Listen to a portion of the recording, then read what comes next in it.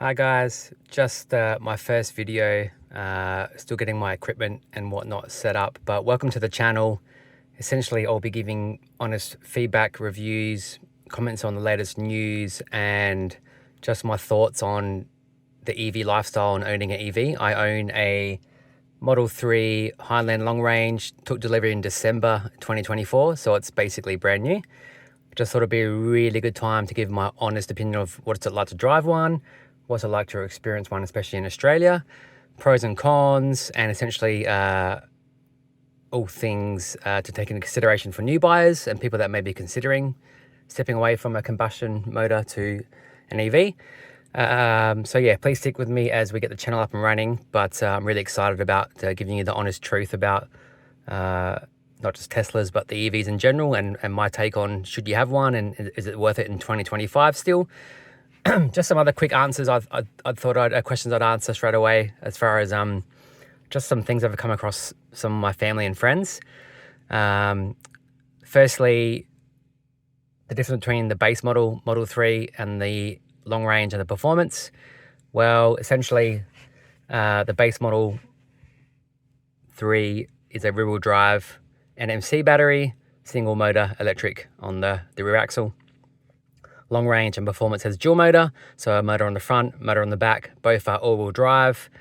There's obviously some cosmetic differences, and as far as performance goes, the performance model has obviously more power going through the motors, which in turn creates more horsepower kilowatts. I'm not going to talk too much about that right now, but I will cover that maybe in my next video. For those considering, is it worth getting the base model over the long range? I went the long range purely for the performance side of it. I wanted more power. I wanted all-wheel drive. However, I'll predate that with the fact that the rear-wheel drive now with the updates and the base model is probably actually a better driving experience as far as the true car feel. The traditional rear-wheel drive feel of a car is you know, the sweet spot for most people that are real driving enthusiasts. The Model 3 base actually does feel and drive better than the all-wheel drive. Granted, the all-wheel drive long range and the performance probably has better traction, but just the day-to-day feel, I actually think the rear-wheel drive model is actually better.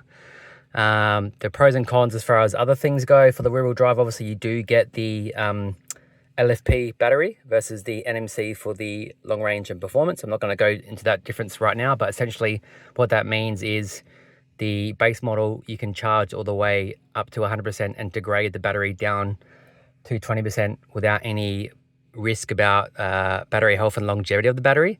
Whereas the NMC, the recommendation is to sweet spot it between 20% and 80%. And ideally, there's been a lot of talk about some real world metrics where that use case even limits lower, where people really swear by on a top-up range. If you can keep it between 20 and 60%, that's the sweet spot for battery health. I will cover that later on, but know this, that the ability to drain the battery from 100% all the way down to 20 and back up, ideally on the LFP side, does really increase your economy and your range compared to the long range, where you're hamstrung by, if you follow those guidelines, you're hamstrung by sticking around 80% to 20.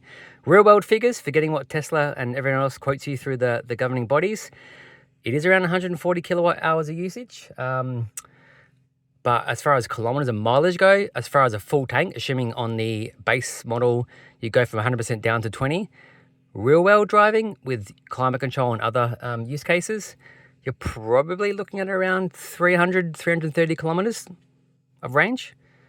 Long range, ironically, you're not doing much better because you're hamstrung by that lack of top-end capacity if you follow that rule book. So you're probably sitting at around 370 k's of range, or 360. And I'll get into those stats and those metrics a bit later in another video. As far as the car itself goes, and the build quality of the Teslas, they've come a long way. The Chinese models that serve Oceania and Australia in particular, the build quality coming out of the China factory is way better than the North America factory. So I can firsthand vouch for the build quality of the Teslas coming out now is incredible. They've done a really good job with the facelift. The new Model Y essentially has everything that the Model 3 got, so you're not missing out too much there if you're waiting for the Model 3 or the Model Y, or you got the Model 3 in your road that the Model Y's got something you don't. I can vouch for it, it's incredible. I'll cover the features later. As far as charging goes, obviously I'll cover charging and simple use cases and the long range forecast of what I think about the car. Do I still recommend one? But as far as charging goes and the ability to charge, obviously if you can free charge at various places or at home with solar panels and you've got your own charger, then there's no worry about range, because essentially you should be charging every night anyway. Most of the home uses, the chargers are at 7 kilowatts minimum on a single phase, which means worst case, if you're drained down to about 20%, it will only take you about 5 or 6 hours to charge overnight at that 7 kilowatt rate.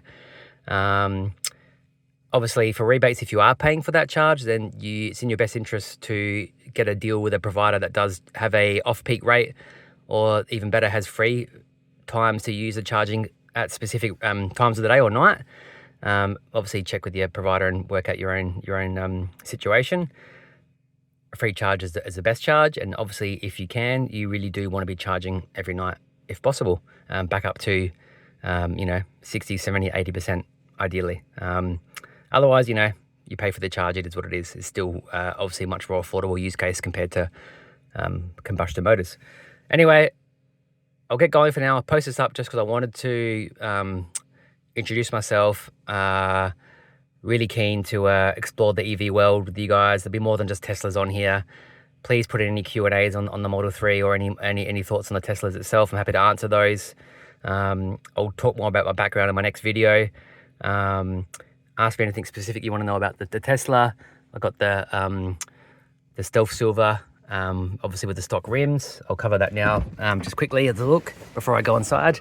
I took the aero cover off, so because that's what stock rims look like. The stock rims look amazing, by the way. So I'm happy to remove the covers for a little bit of aerodynamic drag increase, just for the look, because they look incredible. And the car itself is obviously, just the Stealth Silver Grey. That'll do for now. I'll talk more about accessories and all other things that I want to cover. Welcome to the channel, and let's explore the EV life together.